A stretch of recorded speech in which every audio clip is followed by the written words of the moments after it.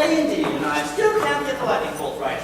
Even the best bolt bender is tired of making the same old lightning bolt over and over again. But when there's thunder, don't people expect lightning to go with it? But why couldn't it be something else? Like what?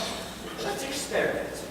Maybe instead of a lightning bolt floating in the sky, maybe it's this.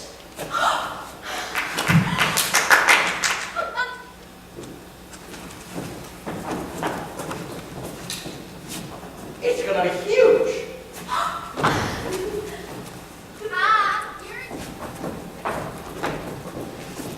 It's gonna be huge.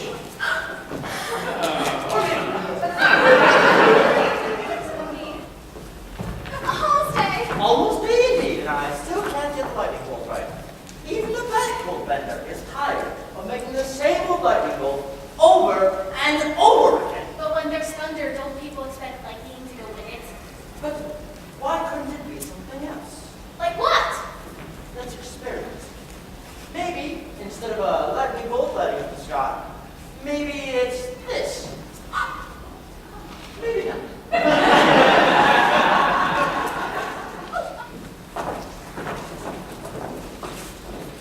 Second time for the charm.